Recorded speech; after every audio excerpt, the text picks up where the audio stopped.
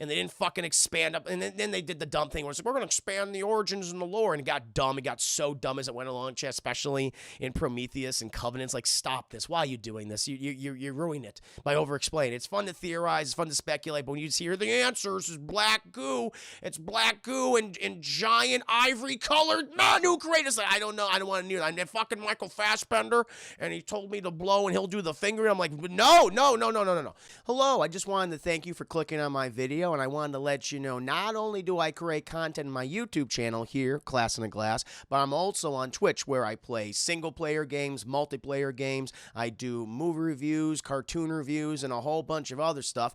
Also, it would be a big help if you can check out my Patreon, where you can gain access to audio commentaries, reactions, and the ability to submit questions for my podcasts and videocasts. And all that content can be found in the links below. In the meantime, enjoy the video. But Chad, let's go ahead and get to these questions. I'm going to answer them in the order that I received them, chat.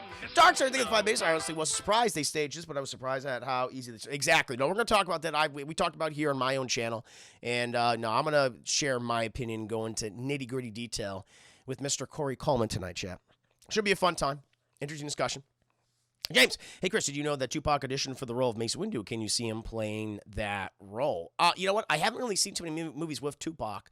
I know that he starred in some films, but I'm not too familiar with his performances. I don't know. It's really hard for me to say. I mean, sadly, the Mace Windu character, I think he's a cool character. It's cool that Samuel Jackson played him, but he didn't get a lot to do in the prequel trilogy. It was really the ancillary materials where they were able to define him a little bit better. Hoping, that Samuel Jackson will get the opportunity to play the role again. There's rumors and speculation, but nothing concrete. Nothing's been said by Lucasfilm. Samuel Jackson may have tweeted something that says, I might be about, who knows, but who knows. So, I don't know. To answer your question, I just don't know, personally. But, chat, let's go ahead and get to these questions. I'm answering them in the order that I received them. First batch of questions are from JT Asmussen. JT Grim Dresden in the chat. Thank you, JT, for being a subscriber on my Patreon. Really do appreciate that. And this is his first question, chat. What movies do you not consider to be rated R by today's standards? So films that might have been rated R like way back in the day, chat. So, I mean, just think of it like several decades ago. There's always two that stick out in my mind. One, which I even when I first saw it as a kid, I was like, really? This is rated R? And another one, which I don't even know if it has the R rating now. But the number one movie that always comes to my mind, Chad, is The Matrix. That movie was rated R. And thank you, Doug, for the 5 biddies. Sam Jackson was way too. No, I agree. They didn't do enough with him. I mean, you got Samuel Jackson at that point, Chad, like when they did, he's barely a character in The Phantom Menace. And he previously was only in those films. He was a Academy Award nomination for Pulp Fiction. No, it was very disappointing. But, back to the question, there's two movies, but the one movie always this comes to mind, the first for me, is The Matrix, chat. It was funny because it came out in 1999 at the time. And my parents were like, oh, that movie's way too violent, it's rated R. I was like, oh, okay. And I didn't see it till years later, like maybe like 2001, right around the time I think The Matrix Reloaded was coming out. I forget when year that came out, 2001, 2002. And I saw it then with a friend, and I was just like, okay, I don't know why this is rated R. There is blood and there's action and everything, but I guess it's relatively violent. There's some violent scenes, chat, but I don't recall like any nudity. I don't remember any bazungas. There might have been. I'm just not remembering right. It's been a long time since I've seen The Matrix, but I remember at the time I was like, why is this rated R? I feel like I'd seen PG-13 action films during that time which were more violent. Cyban, welcome to stream. Hope you're doing very well. So I mentioned around 2002 for a film class. I took, whoa. So we both started around like the same time. It was like 2002 for me, 2001, 2002. When I said it was right before The Matrix Reloaded was going to come out. I remember just being so fucking bored by that movie. Chat. But that one always stuck out in my mind. And the other one is The Breakfast Club. And I'd watched that several months ago. I did a review for it actually on my channel. And I'm again, it was from the 80s, and the reason why it's funny, people are like, wait, that has an R rating. It does have an R rating, chat. It's just because of the language that's used and some of the, I guess, the sexual nature of some scenes and sexual suggestions from some of the characters. You know, you have fucking John Bender, who's just saying, let's get the cheerleader pregnant, like stuff like that. But you know, now we look at this stuff, and then, yeah, they're using, they say fuck a lot, they say shit, they say damn, you know, all sorts of swears. But nowadays, this is like, all right. But I guess that's the thing. It's like, if you say fuck more than once in the movie, you get an automatic R rating. But I think fuck is just such a big a part of our vernacular chat, especially, I mean, I say it often here on stream. You know, that is, just kind of glaze over. It's just like, oh shit. So that movie, I'm to this day, it's like, that doesn't need to be rated R. Not at all, in my opinion. Those are the two. Those are the big two for me. The Breakfast Club, I didn't mind that, of course. Yeah, no. I'm right there with you. What about the rest of you guys? I mean, first of all, do you think, based on my The Matrix, Breakfast Club, would you still give those an R rating? And what are some other films you're thinking, like, you know, this isn't be rated R. This is not nearly as bad or perverse as the MPAA. And the whole MPAA system, rating system, is already weird to begin with, to me. I'm curious. But those are always the two movies that stick out in my mind, personally. Hard PG-13 for both. Hard PG-13 for both of them, sure. Like, I'm fine with that, you know. So I'm trying to remember, is there like a lot of bad language in The Matrix? I guess there is. I just don't remember. James, I never understood why The Matrix rated R. It's not on the Scarface level of violence, but more Ghost in the Shell, 95, I guess. Even Ghost in the Shell has the bazoongas. It has the button. It has the woo. It's got a lot in there. It's true. It was a woman that wrote The Matrix, and she won the copyright case. Well, that's cool. Good for her. Dude, fuck no, I wouldn't give it an R rating. So yeah, I guess we're all kind of on the same page. I'm trying to think if there's anything. Nothing else is immediately coming to mind. You know, I'm thinking of like some older. Like, I thought it was, you know, for whatever reason, that Big Trouble in Little China was rated R. But I looked up, it's PG-13. It was released under PG-13 rating. I was like, oh shit, okay. So there you go. I always thought that was given an R rating, but it did not. It did give it a PG-13 rating. I like the second Matrix because Monica Bellucci. Corbin, a film you can watch is this film is not rated. It goes into the weird nature. Yeah. I've seen I've seen clips in that movie. I haven't seen the whole thing. Matrix was only R because of. Oh, yeah. You know what, Edgy Berserker? I think that's a really good explanation because of the use of guns, use of violence, and after Columbine. You started to see like a lot of films that even just had guns and like, oh, violence. So yeah, there's something already. Very smart deduction. Very smart deduction. I had not considered that. A new Doom film has got a PG-13 rating. Stand By Me. You know what? Yeah, that's another good one, Harbo. One. Like, I would not rate that R now. So that's rated R? Jesus. That's crazy. Yeah, it's like a PG-13 to me. Good choice. Conjuring is rated R. I showed my little cousin. So I remember the Conjuring. Did it have anything in particular that was really bad about it? I thought the first Conjuring was creepy and fine. But I don't think there's anything super perverse about that movie. Give it an R rating. And the black trench coats. Yeah. Oh, yeah. Probably doesn't seem like an R-rated movie to me until the ending. No, I would give that movie an R rating. There's a lot of violence in there. There's a lot of people, a lot of violence in there. A lot of just, I don't know. That one I give an R rating. I think I would give that one an R rating. I was thinking of that one. I disagree with you there. The Matrix has no cussing or sexual stuff at all. So it must be just, the black trench coats and the guns. That's what it is.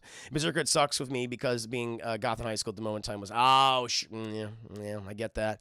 Those that random note ever had porn room by reading the comments, rest in peace, killed it for me. No. I don't read the comments of porn. I was like, why would I do that?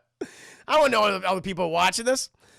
Are there any movies that you think should get an R rating instead of a PG-13? I used to think back in the day, like The Dark Knight was like very close to get an R almost. It was like, oh, you're getting near it, but they don't show enough to get that R. But I was like, yeah, I could see this get possibly, but they didn't show enough for it to warrant an R rating. There's nothing really at the top of my head that I could think of at the moment. But those, in regards to by today's standards, those two R-rated films, I think they'd both be PG-13. I don't think anyone would complain about that. And this is GT's next question, chat. What do you think is the most influential genre of movies? I mean, I kind of always go to sci-fi and fantasy, you know. And to kind of prove my point, chat, I mean, look back at the summer blockbuster. In particular, Jaws and Star Wars, chat. That changed the way studios made movies, and it changed what audiences expected to see in films, Chad, especially when it came, during the summer. Before that, Chad, summer was kind of actually looked at as the month where, it's the fall. That's the big time where we release all these important films, or what we consider to be fine cinema and everything. And we still see that today, but that's where mostly these studios made their money, was during that time. In the summer, it's kind of like, whatever. It was the dumping ground, but that kind of changed everything with Jaws and Star Wars, Chad. Both of those are sci-fi fantasy movies. And Jaws is a little bit of a horror film too, I could say, but it's sci-fi fantasy. It's a giant goddamn shark. And, when we saw that in the late 70s, and how it had a profound effect on a lot of films in the 70s, as they tried to ape Star Wars or Jaws. We got a lot of it, big blockbuster adventure films. 80s was filled with them, Chad. We still saw the 90s and the 2000s, 2010s to this day. And we'll continue probably to see that in the 2020s. So, the ones that I always tend to think of in terms of, literally changed the way films are now, are the sci-fi and fantasy genre. And I still have these people that look down both of those genres, but there's no doubt about the impact they had. Clearly, some of my favorite movies are sci-fi and fantasy. Absolutely adore them. But I also like all sorts of other genres, whether it be dramas or westerns or horror and everything. But I would definitely say sci-fi, fantasy. Those have been the two genres that have had the most profound impact. Yeah, definitely sci-fi. Yeah, let's see what you guys are saying. James, Star Wars. Yeah, they're about when any movie could get recut into R if you give more blood and or swears. Oh yeah, that's true. Yeah, definitely sci-fi and fantasy. Corbin, Spielberg, and Lucas changed how the cinema was forever. Yep. Super Delight. Love going through history of movies through time. Oh, absolutely, Super Delight. No, it's great to I learn about the history and how things changed. James, in the mid to late 70s, it went from character-driven films to special effects-driven blockbusters. Clearly, for good and for worse. People would argue. So fantasy, horror, and animation. Yeah. Juicify. Goddamn right, like it. Juicify. I would say horror. Yeah, horror is the one that has always stayed consistently popular, even though it's kind of looked down upon by some people. It's survived, for so many years. Shay. I mean, look into like the 1920s. And how it's evolved, and it goes through different changes. I mean, that is a genre that does change, seems to change like every decade. Like you have these periods where you had like in the 70s, Chad, in the 80s. I say the late 70s and into the 80s, it was very much slasher genre. Then the 90s, you started to get like really experimental stuff, more parodies, self-referential. 2000s. 80s also body horror. I think you started to see that as well. 2000s was very much the torture porn era. Stuff like Saw and Hostel. And 2010s, I'd say, you really started to see the proliferation of like indie horror. Yeah, I think that was like, okay, that's where we're going to go to, where we know we're going to make our money, but then also still tell these kind of like cool little stories as well. So yeah, it's a genre that's ever evolving. That's a very good choice. A very good choice, Jen. Mm-hmm. Hitchcock paved the way for slasher. He did. Hitchcock, he paved the way for slasher of Psycho, and Carpenter popularized it with Halloween. I think those two filmmakers were probably the most influential in regards to the slasher subgenre for horror. Yeah. The reason I saw Return of the Jedi first and Empire Strikes Back, I was still shocked that Darth Vader was Luke's dad. Yeah, Corbin. But I also think it made theaters a bit harder on other films that weren't blockbusters back, and smaller films can bust into success. It is like that today, not just as much as you. No, I agree. Yeah, Jordan Peele and Ari Aster changed the game. Yeah, with like independent filmmakers. That's big people can remember. Like Get Out was an independent movie. I think it only had a budget. It was Blumhouse produced. Only had a budget for like $9 million, and huge success, obviously. But yeah, that was an indie film. Ace Rock, I love horror, but ghost stories most of all, and I could pretty much watch any sci-fi films. Even Event Horizon, one of my ATFs. Lovecraftian sci-fi cosmic horror, but the torture and gore, porn horror doesn't do it for me. No, I agree with you. I'm right there. I'm not a big ghost guy either. There's like maybe a couple that I'm like, I like this take on it. I've talked about a few of them, but I've always been more in the sci-fi, body horror, cosmic horror, that kind of thing, or more thriller, psychological horror. That's always been more my avenue when it comes to that specific genre and those subgenres. Never really cared for the ghost stuff or the torture. Ace Rock for some reason. Super horror movies when I was young, when I was a child, was the greatest feelings and emotions I've ever had. There you go. Ace Rock for the same reason I love watching these ghost hunting reality TV shows, even though I know they're fake. But hey, get invested. I can see that. They're good horror and stock horror, which can both be enjoyable for different reasons. Yeah. So I think I'm a wimpy because horror ghost films just creep me out. And that's fair enough. Yeah, Mike Flanagan is quite good with horror too. I agreed. I also love any fantasy and sci-fi. Yeah. The Thing. Oh, The Thing is amazing. I love that movie. That's one of my favorite films of all time. It's definitely my top 10. Evil Dead movie, same, Jen, same. See, I guess those are kind of haunted, films, possession. Do you like Casper? Casper's fine. Yeah. I've seen 2 of the movies, I think. Problem I have with horror is not always the case, but I just can't click with the main characters. No, I get that. Like, that is it's... A lot of horror films, yes, they do have a lot of unlikable characters, is the thing. They're thinly written. But then you do have some exceptions, of course. Like, I always point to The Fly. David Cronenberg's The Fly remake, I should say. The 86 film with Jeff Goldblum and Gina Davis.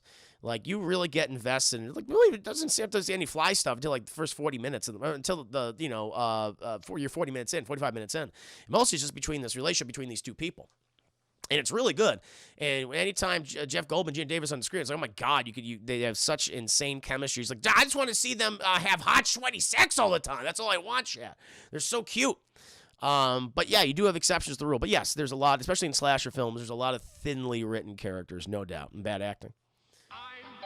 Glee, thank you for 100 biddies. Good to see you, Glee. Good to see you, Chris. I want to send you and Corey something. Is there a way to get a dress for you guys? Glee, I will, message me privately via my email or whisper something to me, and we'll get in touch. Here, let me go ahead and do that right now. classinaglass1@gmail.com. I got that right there for you, and we'll talk. My favorite Scream Queen? Oh, that's a good one. I mean, Jamie Lee Curtis is, to me, is the queen of screams. She's always up there for me. I'd have to think about that. That's a good question. I need to do a little research. But yeah, safe, easy, straightforward answer. Jamie Lee Curtis, really good job. Yeah. The more recent one I really liked. Who was the actors from Scream? Nancy. Yeah, Nancy from the Nightmare on Elm Street films. Across the Nancy trilogy, I consider it Nightmare 1, 3, and New Nightmare. Who was the actress who was played the lead character in Scream? Nev Campbell. She did a great job. Yeah, I really liked her. She was kind of the opposite version of a Scream Queen. Well, she was very much a Scream Queen chap, but she was like the nega. She was like the nega version of a Scream Queen. But yeah, it's a very good question. Very good question, JT, in regards to genres. This is JT's last question, chat. Scream's your favorite? Scream is an excellent film. I recently did a review, back in October, chat, I did a review of Scream. I was like, this movie's just really, really well written and funny and great. Was such a huge fan. Yeah. Nancy's my baby because Dream Warriors was the first horror movie. It's a great one. Dream Warriors, maybe tonight you'll be gone. I love that film. Dockin', chat, Dockin'. I love it. I'll be right back. Billy. And Gabby, this girl became stronger over time. Yeah, especially I like her in 2 a lot. The 1 and 2 are great. What? Harold Bogdan, 95 days, lovely sitting. Thank you, Harold Bogdan. Welcome to the stream. Hope you're doing very well. Next year, I want to see Scream 2. I'm going to blame the movies, man. Yeah.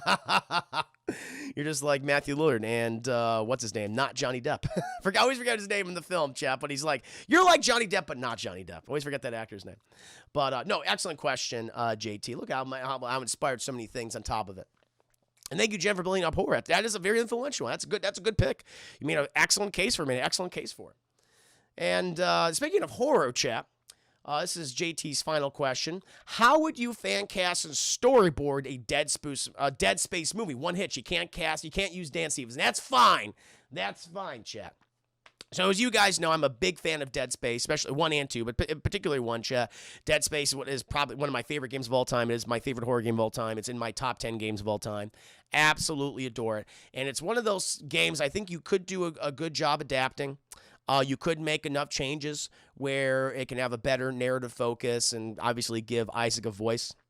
There would be some things I would change with just the overall storyline. The religious element, you can have that, I think, to a degree with the Unitologist, which, it's like a parody of Scientologist chat, where they believe in this whole process of resurrection, how it's somehow tied to these markers and everything. Like, I would definitely have that, but it's more it would be kind of, they would think their religion's a part of this, but it's actually not. Like, my whole pitch for the movie is it'd be very similar to the game to an extent, aesthetically very similar, chat. You have the Gillan, it's a repair ship going to the USG Ishimura.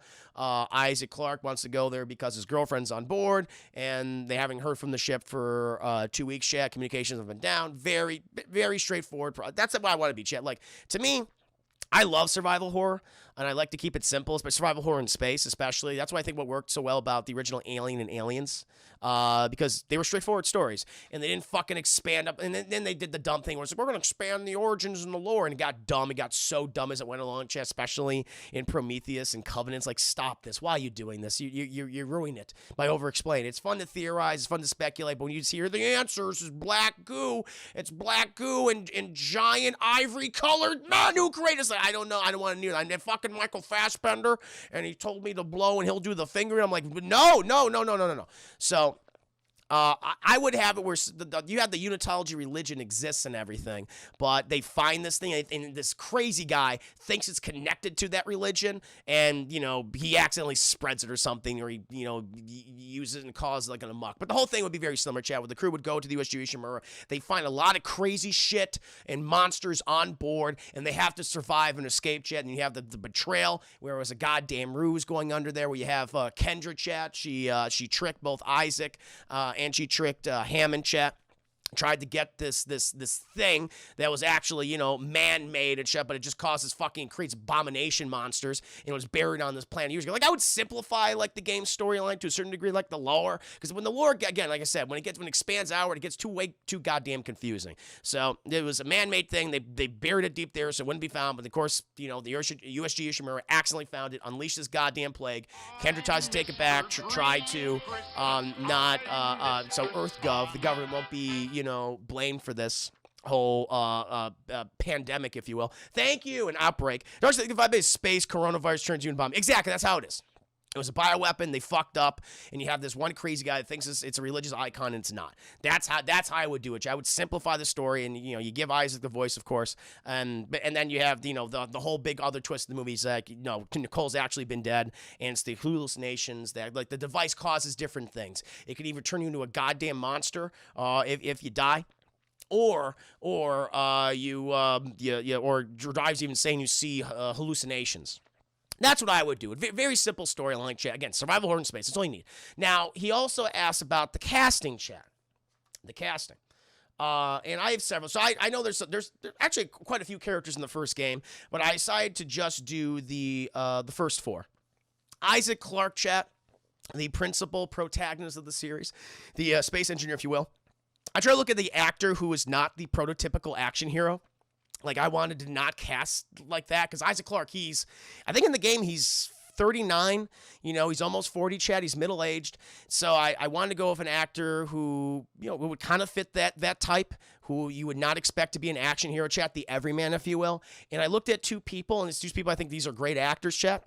I think they're both like around 39 or like 42. Like they're in that age, like 40. They're between like the ages of 40 and 42. And the two actors I looked at, Chet, are Bill Hader.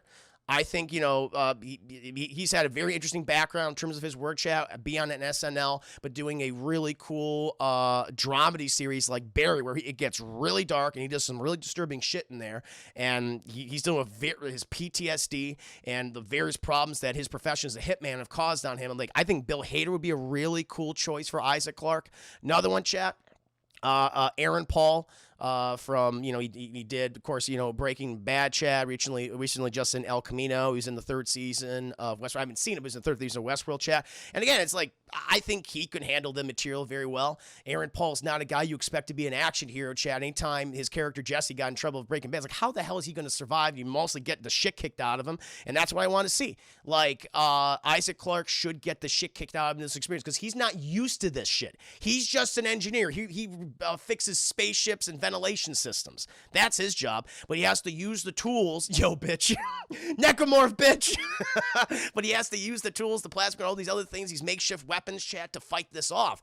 And that's what I think Bill Hader and Aaron Paul would do a really, really good job of something like that. Kind of like Bruce Willis. Yeah, like Bruce Willis and I before he became the prototypical action hero. Vinny D is Isaac Clarke. Family. Nicole. Was Aaron Paul in The Need for Speed? He was. It was not a good film. It was very, very boring. So, I mean, Aaron Paul, I only just see his forehead every time, okay? Science, bitch. When he talk, of course. Absolutely. No, yeah. No. I'm not making him silent. No, I know. The thing is, I would focus on, like, no, I want these characters to all interact with each other. So I just won't have Isaac be alone for the whole movie. And I would have them be together the whole time.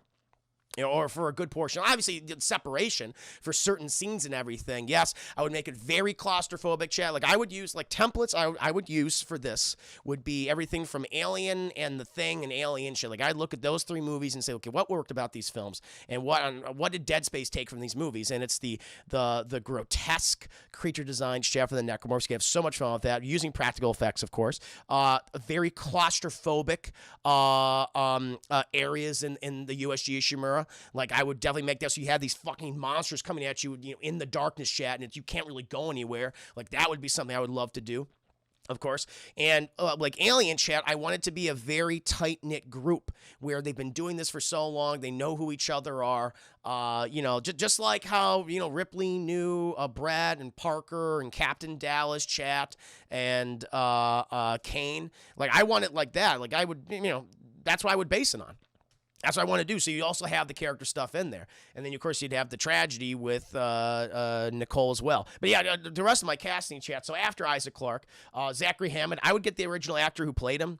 I don't know how old he is at this point, but Peter Mensa, I believe is how you say his name. They based the actor's face. They used the actor's face and based it on the character and everything. So he's playing himself, basically. And so if he's not, if he's young enough, he can do it.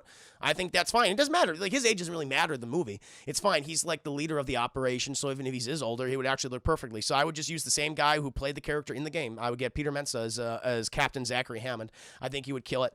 Kendra Daniels, chat, who is the medical specialist who joins you on the Kellyan to go to the USG Ishimura. I was thinking 2 people who I could see who've done a really good job throughout their careers playing these really just nice characters. It's like, oh no, they're great. They're so kind in the roles they have, but also they have like a bit of a dark streak and certain like it's like, oh shit, like completely bamboozle you, like they put on a facade. Characters that have a facade. And the 2 characters I picked, or 2 actors I picked to play Kendra would be either Bryce Dallas Howard. I think she would kill it, chat. And the role, I mean, we've seen Bryce Dallas Howard in all sorts of roles over the years. But the one that always stuck out to me is she played the mother, chat, in Rocket Man, and Elton John's mother in that film.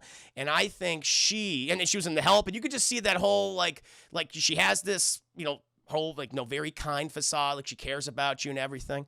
But then when that's done away with, chat, then she can go into fucking Elton John mode. I think she would kill it like in that role. So Bryce Dallas Howard or Karen Gillan, chat. Karen Gillan, who's probably best known for playing Nebula in the Guardians of the Galaxy movie. She's also one of the lead actors in the recent Jumanji films. I think she would be really fun for that role too. So those are probably my top 2 that I would pick. Yeah, Jumanji. Yeah, but good. I really like the first one. Or well, the reboot sequel, proto-sequel first one. The government or not, you know what? Oh God, that's another good choice, Ausnick. Oh God, what's her name? Help me out here, chat. I'm trying to remember that actress's name. I used to know it. I always everyone confuses her Margot Robbie, but she's not Margot Robbie, chat. She was great in Ready or Not. I always forget her name. Damn it, I gotta look it up. I got to look it up. Wow. I'm gonna type in Ready. Samara Weaving. She'd be a great choice. No, I like that. Oh, she can be actually a pretty goddamn good choice to play Nicole Brennan as well. I wouldn't mind that at all, actually. I think Samara Weaving, I can see her doing both roles. But how do you think that for Kendra, Chad? Like, I would go with Bryce Dallas Howard or Karen Gillan personally. Samara Weaving's a very good choice. Anna Taylor-Joy for, you know what? No, the thing is, I wanna have the actors be relatively near the same age as each other. Like, Anna Taylor-Joy is pretty young compared to Bill Hader and Aaron Paul. So I would want someone who was at least an actress who's at least in her 30s, personally, to take on that role. So I don't know. Maybe Samara Weaving is in her 20s. I just don't know how old she is. She looks older, though. Anna Taylor-Joy always looks so young to me, personally. My other choice, though, chat, so this is the last of my, I know there's some other characters in the game, but this is my principal forecast, main characters, I would say. Then we have the supporting cast. For Nicole Brennan, chat, Isaac's girlfriend, who's haunting him throughout the events of the first and second game. I was thinking Kaylee Coco. She's probably known best for her television work. 8 Simple Rules, Dating My Teenage Daughter. She was in Big Bang Theory. She recently just did the voice of Harley Quinn in both seasons of Harley Quinn. Thank you, Samara. She's 28. So, yeah, she looks older, but... So, yeah, we can go back and forth that one. Thank you, Chris. There's the 5 biddies. And she's also in that new series, The Flight Attendant, I believe, which I've heard is pretty good. People really liking that one. You like older? I mean, I'm not being ageist. I'm not being ageist. I want to try to get these actors so they're kind of relatively the same age. You can believe in their relationships. Like I couldn't imagine like Bill Hader be in a relationship with Anna Taylor-Joy. It's just it's just a little too young for me. But yeah, no, I think Kaylee Coco would probably be good. For Nicole Brennan. Chat. I want to see her in a genre movie. She's done a lot of these most recently. Kind of dipping her toes into genres with something like a murder thriller of some sort with The Flight Attendant, chat. A bit of a murder mystery or something to that degree. So I think kind of cool to see her do something like that. And she's already did in comic books. Of course, Harley Quinn did a great job. So that's kind of me, chat. So this would be my cast again. For Isaac Clarke, Bill Hader, Aaron Paul, Zachary Hammond, the guy that played him, Peter Mensa, Kendra Daniels, chat, either Bryce Dallas Howard or Karen Gillan, and Nicole Brennan, Kaylee Coco. Those are my choice. Have you seen Bill Hader in Barry? Yeah, but that's what I was talking about. That's why I said I want him as Isaac Clarke, because I think he'd do a really good job playing that guy who eventually is afflicted with this PTSD and has this trouble dealing with the events from his past and what he wants to do with the rest of his life and move on like he can't. Oscar, I like it, but in the third one, you're in the stove with a friend and have loot boxes and stuff. I'd rather not have that one. Yeah, Karen Scrumptious. She is a very good-looking lady. Mm-hmm. Stephen Yeun for Isaac? Yeah. Never thought of Stephen Yeun, but that's cool. I'd be up for it. He's a good actor. Rob Zombie's Dead Space? No. I would not want Rob Zombie anywhere near Dead Space. No, thank you. Kaylee Coco could be in the Matt Reeves version of Harley Quinn. She could. Now, she would make I would love to see her play a live-action version of Harley Quinn. I think she did a really good job in the Harley Quinn series. I liked her take on the character a lot. I don't want Eli Roth's. Why are you saying all these things? I don't want Eli Roth's Dead Space. Great cast if I do say so. Thank you, Harold Bach. Thank you. James, Happy Madison's. Oh, see, now you're just messing with me. Now you just mess with me, chat. But that is the end of JT's questions, chat. I don't know if I'll be able to get to all these questions today, so apologies for that. But because I did get a lot, but I'll make up for it next week, chat. I'll answer more questions. But that's the end of JTS Moose's questions. Thank you so much, my friend. Really do appreciate it. Thank you for being a subscriber on my Patreon. And now, chat, we're moving on to Deadpool's questions related to this question he asked last week, chat. Great question. Just to give you some context, he asked, what would my phase 1 of the DC cinematic universe be? If I had control, clean slate, what would I do, chat? Highly recommend looking at that show I did last, Thursday. It was a 4-hour class in the Glass Cast, chat. I had so much fun going over what I would do in my first phase, chat. I did the first 6 origin films for Superman, Batman, Wonder Woman, origin movies. Not really, sometimes not even origin. Some had origin, some didn't. But the first movies for these characters, chat. Superman, Batman, Wonder Woman, Green Lantern, Flash, Aquaman, and then the 7th one, Justice League, introducing Martian Manhunter.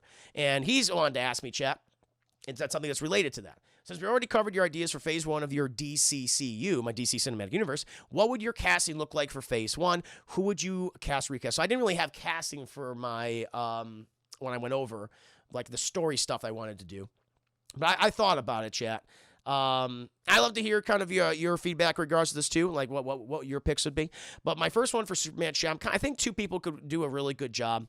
One person is already playing Superman right now, Chan. That's Tyler. I'm going to mess up his name, but Tyler Hoechlin, who currently has played Superman in Supergirl. He's going to do that new Superman and Lois series.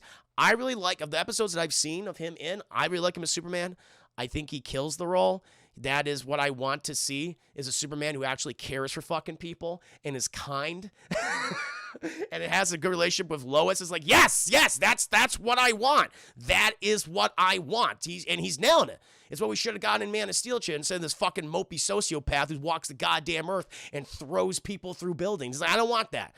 Like, I think he's doing a good job. But if we're not going, if we're just saying we can't use TV characters, I think honestly John Krasinski would do a really good job playing Superman, chat. And the reason why I thought of it, because I thought like he would make an excellent Clark Kent. I think he'd make a really charming Clark Kent. And I look at The Office. Imagine if Jim was Clark Kent, except not as mean. Not as mean to someone like Rainn Wilson's character like Dwight. I think he could do it. I think John Krasinski, I mean, of course, fan casting, Chad, he's Mr. Fantastic, with Marvel. I think a lot of us want that. But I think he could kill it as Superman. Originally, too, he was like one of the people that was in the running for Captain America. I was like, he would have made an excellent Captain America. I would have been totally fine with that. I think, but hey, he plays another character that's similar to Cap. They have some of the same values.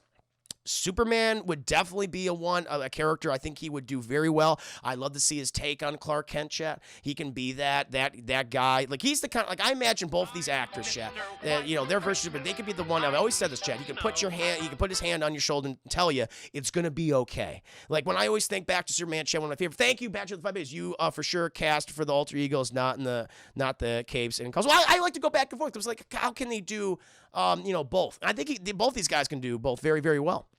Personally, but like I always go back to this one image, chat, this one panel, this one page from the Grant Morrison All-Star Superman, where you have this girl who's about to commit suicide, and Superman stops her and just doesn't like swoop in, fly in and save her or something like that while she's falling. Witness! Oh, Jesus, God, witness me. Mr. Hummendinger, thank you so much for the raid. That was so kind of you, sir. Hope you're doing very well. Nia Brownie! Oh, Nia Brownie, welcome to the show. I'm sorry if I missed you, Nia Brownie. My apologies. I just saw you in there right now. Hard hands, Nia Brownie, hard hands. Welcome. No dog pooping raid. No, welcome, Mr. Humdinger, chat. Please do check out Mr. Humdinger. He is a very fun streamer, chat. Fall Guys. Loves the Fall Guys shit in the .02 upper percentile in the world. What are you playing, man? Hard hands. What are you doing right now? No dog pooping, says Zaddy War Schmuck. I like that name, Schmuck. 7, will I get here if I wanted to see? I've recast her in my side, man, so don't you worry about that. No, good to see you, my friend. What are you doing? Every time I no dog pooping, bring you up plastic bag, everyone else, and clean your mess. Jesus. Also is because Dwight played Lex Luthor and so. No. He did voice him. He did a good job, though. I didn't blame him. 69 viewers. That's hot. It is, right? I hope one of your recasts includes Wyatt Russell. I didn't think about that. Corbin, I would like to see Michael B. Jordan as Superman. Michael already had the physical body for Man of Steel. Yeah. Didn't think about something like that. Simon, Rebecca Ferguson is one woman then? Yeah. So, Mr. Hummer, today was the third 2 minute. Oh, funny. Whoa, congratulations, Mr. Hummer. Congratulations. That is great to hear, man. No, that's wonderful, man. May the wings will be never as a feather. Your shake bill is having as we speak. That is so great to hear. Cheers and salute to you, man. Your success. Thank you. Thank you for letting me know, man. That's wonderful. Corbin, Michael is a good actor. Don't lie to yourself. No, he's a great actor. I just don't picture him as Superman, personally. But yeah, back to my what was my point? Oh yes. So I always go back to this one page, chat. In the comics, Grant Morrison's All-Star Superman, where you have this girl who's about to commit suicide, and Superman stops her, but he doesn't fly in and save her, Chad. He doesn't save her as she's dropping. He just talks to her. He talks to her on the rooftop, chat, just trying to prevent her from doing this. And it ends with her embracing and he's hugging her, Chad, and she's crying. And I'm just like, that's what my Superman would be. And I can picture both Tyler Hoechlin and John Krasinski in that scene. I think they would nail something like that. I think they would do a very good job. Yeah, Deadpool. Here's the page that Chris. Yes, this is the one. Yeah, the All-Star Superman. Yeah, that's the one. You got that. And that's the one I always think about. Ugh, I love that. And we've never seen something like that in a Superman film, and it upsets me. You think Henry Cavill would made a Bruce Wayne? No, I don't think so. I have my idea for Batman. Steve Carell, Jim Carrey's Clark Kent. I don't know about that. I wouldn't go in that direction either. No, I'm good. But yeah, that would be my two choices for Superman, chat. Tyler Hoechlin or John Krasinski. I think they do a great job. Badger League with 5 base.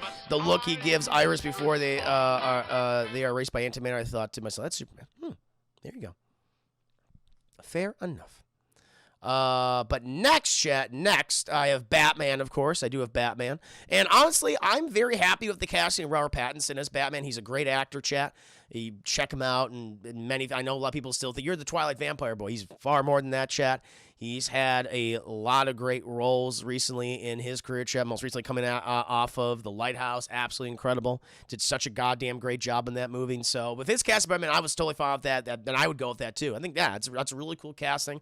I've liked what I've seen so far from at least the marketing, the trailers for The Batman. That's cool. But if I think of someone else, I would really like to see someone maybe like Richard Madden, chat. I was looking at I kind of did this in a weird way. It's like, who would people cast as Batman? Or no, excuse me, as James Bond? Who would people fan cast as next James Bond? And Richard Madden was one of those guys that was popping up and thinking, you know what? Aesthetically, he definitely has the look for Bruce Wayne. I could see him in that, and you imagine with the cape and colors, got that chin shade. Look good in the suit. But I would be interested to see him play a role that's a little darker, chat. And I had watched this series. I didn't watch all of it, but he did a very excellent job, chat, in a BBC series called The Bodyguard.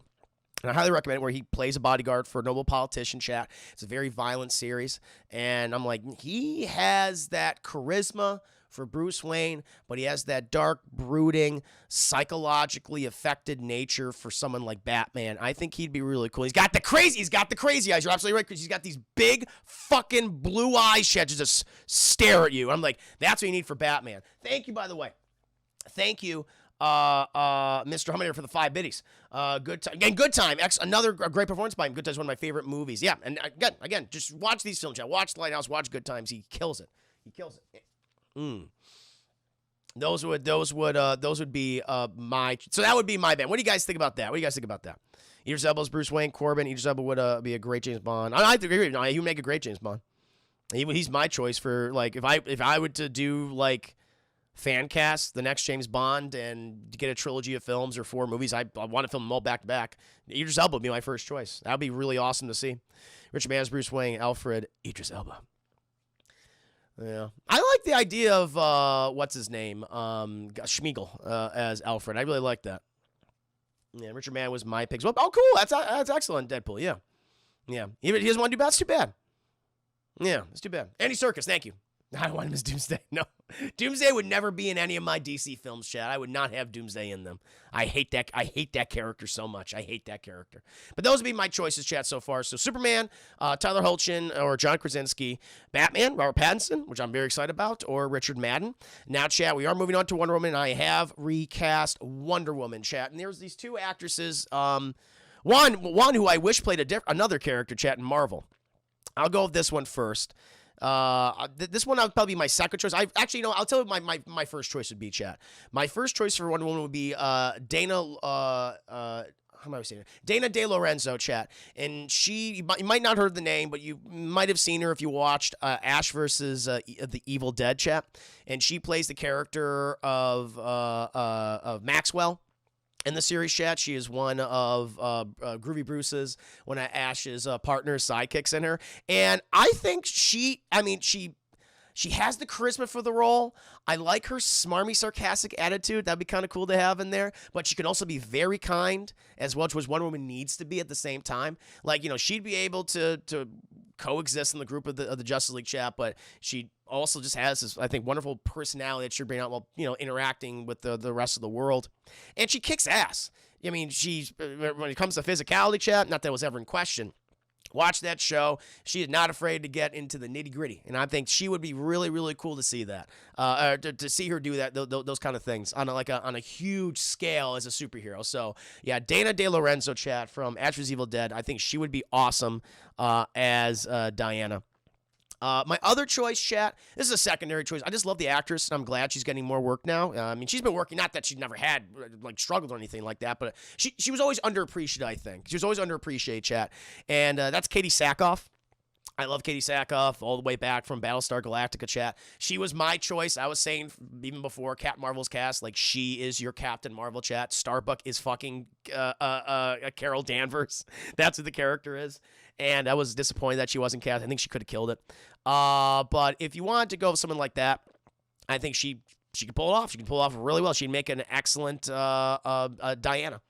I would love to see that. I mean, she can handle all that genre content. And just funny and talented. Florence Pugh would have been a good choice, Austin. I could see that. Ace that would have been a great pick. Thank you. Ana de Armas or no. I could see that. Oh, for Zatanna. Oh, I like that for Zatanna. Yeah, Mr. Yasman coming in there. Good to see you, Mr. Yasman. Yeah. People are betting on the actor from the new Netflix series called Bridgerton named Reggie Jean Page for James Bond. Oh. What, Circus Wonderman last call? Yeah, he can do the mocap. Yeah, she was my choice for She-Hulk. She was my choice for She-Hulk. That's right. I like her, but that's an odd choice, but I kind of like it more than I'm thinking. Yeah, I mean, just give it some time. But my first choice would be Dana De Lorenzo. The other one, that's more, Katie Sackhoff is more, that's kind of more of a big fan casting for me, just because I just like her so much. So yeah, Dana De Lorenzo, I think she can handle the material really, really well. Because Gal Gadot, I think, is a fine Wonder Woman, but she's not the best actress, and I think when she's at her best, oftentimes, is when she's working with Chris Pine. Like, I remember in the first Wonder Woman chat, I was very skeptical. In Batman v Superman, she was a nothing character. She was just there to be a physical accoutrement to the final battle with Doomsday. She's a nothing character. And I was like, okay, that was a shitty introduction. I think that was a shitty introduction to her.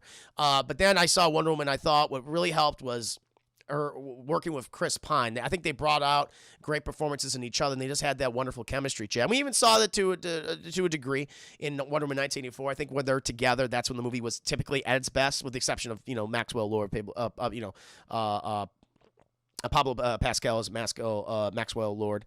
But outside of that, I'm just like, I just don't think she's the greatest actress. Where I think Dana De Lorenzo, she can carry a scene by herself.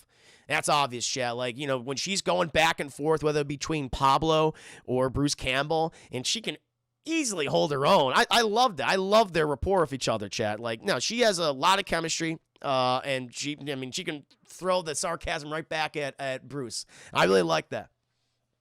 Yeah, I think she could kill. Gal Gadot, I just think, I'm not, she's doing fine. She's doing a good job, but she would not be my first choice. She's hot. I'll give her that. She's very beautiful. She's gorgeous. Gorgeous. I'm not the best actress in the world. But yeah, those would be my choices. Chad, Wonder Woman, Katie Sackhoff, and Dan De Lorenzo. Chad, I will not be able to get to some other questions tonight. I'm just realizing that right now, but I'm going to finish this one up since we're just going so in depth. We're going so in depth, but I promise you I will get to these questions next time. My choice for Green Lantern, chat. This has actually been talked about on my stream before. As I said, like, for my Green Lantern, I want to do Jon Stewart instead of Hal Jordan. Since they did the Hal Jordan movie, and not to fault the character or anything like that. It just didn't pan out. It was a bad film, and so I was like, okay, well, I want to reboot it. I want to use one of the other Green Lanterns, and I think for a lot of people, especially for me, growing up in the 2000s, chat and watching Justice League, I think a lot of people, their Green Lantern was Jon Stewart, and that was my Green Lantern. So My choice, and this some of you guys have suggested in the past, Jonathan Majors, who has been in a lot of stuff recently, Chad, everything from Lovecraft Country to the Five Bloods. I think you can definitely handle, and look, and it's on full display both in The Five Bloods and in Lovecraft Country, Chad, as this Jon Stewart in the comics and in the Justice League. He was a soldier who went through war, afflicted with PTSD, and he was chosen to be a representative, to be a Green Lantern for Sector 2814, despite all these issues that he had in himself. And I think Jonathan Majors can instantly capture that. It's like, that's been on full display and all these other things he's done so far. So he would have the trauma and to play that character. Because my old pitch is for Green Lantern, I said this before, chat, it would be a lethal weapon in space. It would be a straight-up buddy cop film in space. And you have the Murtaugh character, the Danny Glover character, chat. That would be Sinestro. And you would have the Riggs character, chat, who is suicidal, who is crazy, who's always risking his life, and that would be Jon Stewart. And you have these two different people who come from these very different walks of life, and they have these very different takes on how a situation should be handled, have to come together and solve these problems, chat. And that would be kind of my overall arc and trilogy for the Green Lantern chat, where it's a buddy cop film that sadly ends in tragedy, with Sinestro eventually going bad. Who's have a better choice? Sterling K. Brown. Sterling K. Brown's on my list, but not as Green Lantern. I don't mind that. That's good. That's a fine choice. That's a fine choice. I can see Sterling K. Brown do that. Bill Burr's Guy Gardner. Yes! Yeah, that's it. Deadpool, you nailed Bill Burr's Guy Gardner. That's it. Yeah, Bill Burr. Uh-huh. Mm-hmm. I like that. Yeah. Some people saying John David Washington, Green Lantern, Dave Chappelle. Tyrese. No, not Tyrese. No. I would not have him anywhere near DC. But Jon Stewart, is Jon Stewart the Gergen? No, I didn't know there was a gay Green Lantern. It wasn't, at least they might have created a new character. But yeah, so Jonathan Majors would be my choice. You got some other good choices. Sterling K. Brown is on my list, chat, but not as a Green Lantern. And then for the Flash chat, I always thought of one person. That's Joe Carey. I've always said Joe Carey. He's from Stranger Things. Jay plays the character of Steve on Stranger Things. And he was my choice, even for Marvel, he's Johnny Storm, or for DC, the Flash chat. I think he's very charismatic. He's funny. He's caring. One of the big focus of my Flash movie would be family, chat. Like, I would have Barry already married to Iris West and all that. You have that side of the family. That would already be established, chat. And so just imagine fucking Joe Carey, as he takes care of all those kids, babies, like, babysitting all those kids. Same with his villains, chat, the rogues in the film. So no, Joe Carey would be my choice for Barry Allen Flash, chat. The Flash Michael Cera. That amazing. Can you imagine that hair, chat? At super speed? Goddamn right you can. Joe would make a great Flash. He's hilarious. Exactly. He's just so likable. He's just so likable. It's like, you can't annoy me, man. Like, I know you're trying to make him annoying, but I can't be annoyed with him. And that's the charm. That's the charm of the character of the Flash. You can't ever be annoyed. But he would annoy fucking Batman, of course. That's what he needed to be. I like Steve. I like Steve too. No, I love Steve. Steve's my favorite character in the show. He's great. Not just Jerry Seinfeld, Superman. McLovin. Oh, your choices are silly, chat. Very, very silly choices. Tyrese can be the squirrel in Green Lantern. I will allow it. I will. He can be the squirrel. He can be the squirrel. The guy downtown, the trench coat makes it okay. Flashes Thomas. Good to see you, Thomas. Ace Rise is making me realize how I just don't know DC at all. I read Batman, but I never got into any of the DC. No, I'm happy to talk about it, though, man. Happy to talk about it. But yeah, Chad, that'd be my Flash. Aquaman. You know what? I was going to say, yeah, just Momo, I think, has been doing a good job. Again, I don't think the material that he's been given has always been great, but he's been fun. But Chris Ayres, man, you did say Wyatt Russell, Kurt Russell's son, and Wyatt Russell, Chad, he's managed to establish his own career, appearing in everything from small indie films, by,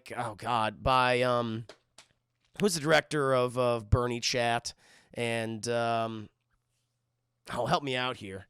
I always forget this guy's name. Richard Linklater. He's been everything in Richard Linklater films to genre films like Overlord, AMC series. He's going to be U.S. agent in the Falcon Winter Soldier Disney Plus series as probably a villain, I would imagine. And I think, Wyatt Russell, he would make a really good Arthur Curry. I could definitely see him in that role as someone who has this this title thrust upon him, and is like, I don't know how to deal with this. Like, his mom abandoned him all these years ago. He's got to go fight a brother he didn't know he even had, chat. And the whole film would be about reconciliation, both with family, but also with your responsibilities. And even if you don't want to have them, how so much has been thrust upon you. It's like, oh, well, these people are at risk. I have to stand up.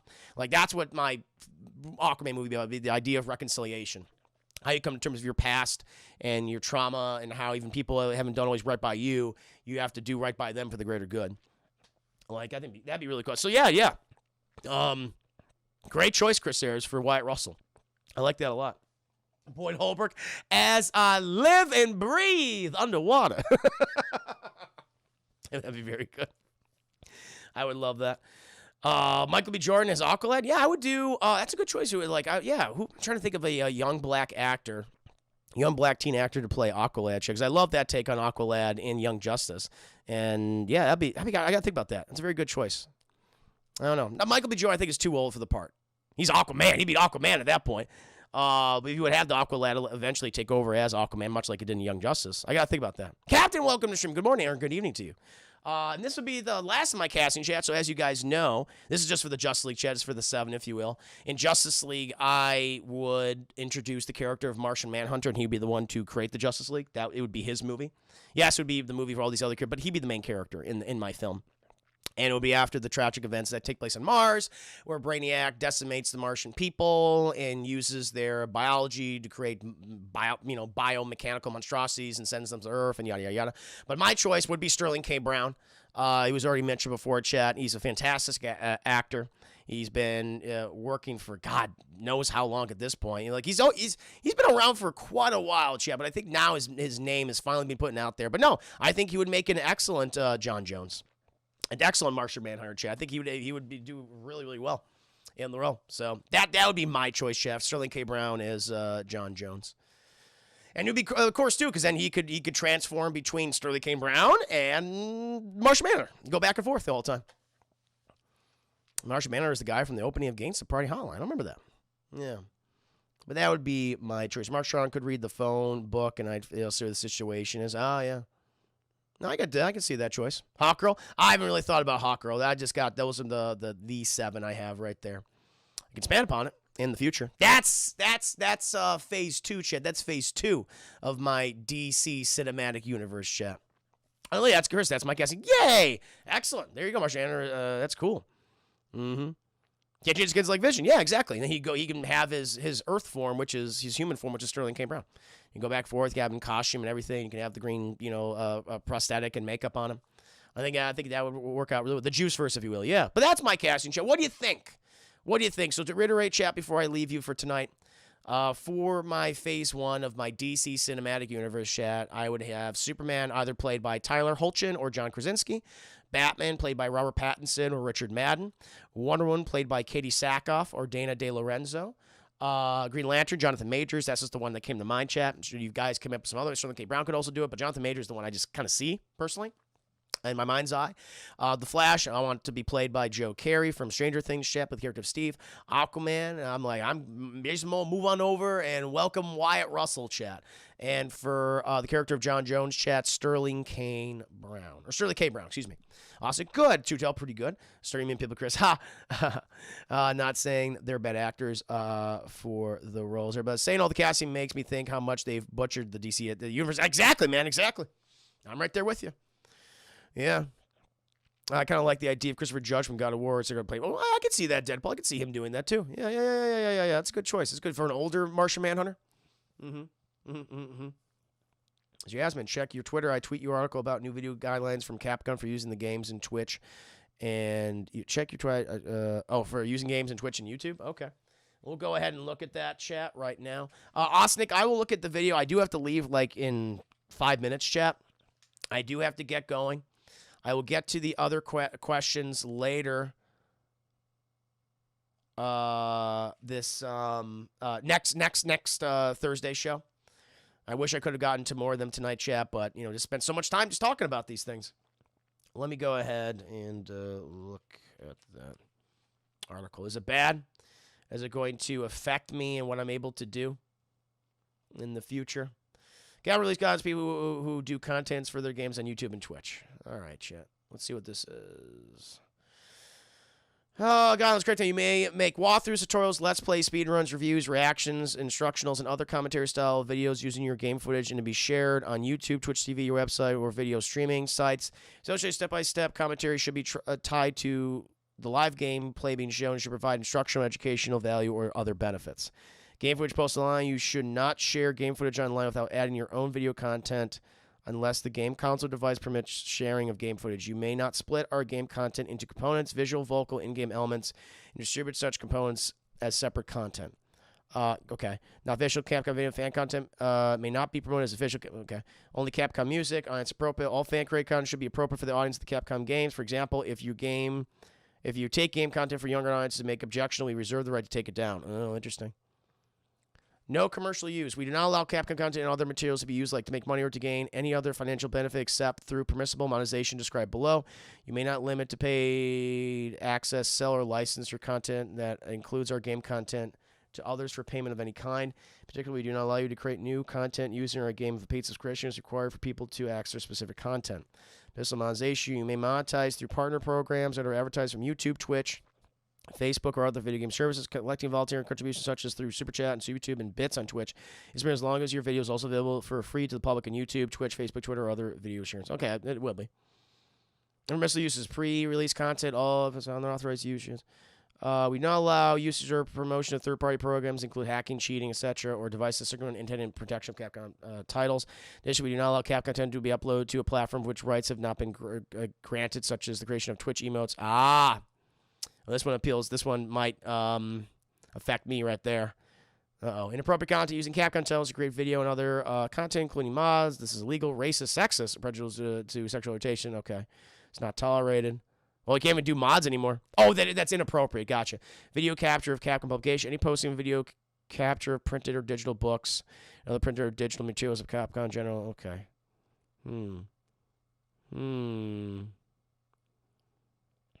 So, what I'm doing is fine then. Okay. This feels more like a reaction to the recent leaks they had in regards to, their whole schedule. So, this doesn't seem... Well, I could still, I just can't make any money off of YouTube. That's the thing, which I don't anyway. But I could still do the same thing I've been doing through Twitch, so that should be fine. Okay. I might not be able to use my one alert anymore, chat. The one of me as Leon S. Kennedy. That I might, and the music. I use a piece of their little thing, so I might not be able to use that anymore. So I might have to take that one down. That might be the only thing. Yeah, but no, thank you for saying that my way, man. I'm just sorry. I'm working on so many things today, but thank you for sending that. I appreciate that. I'll go into more detail later on with that at another time. But chat, sadly, I must bid you adieu. I do have to head up to Austin. I gotta just give myself some time to drive.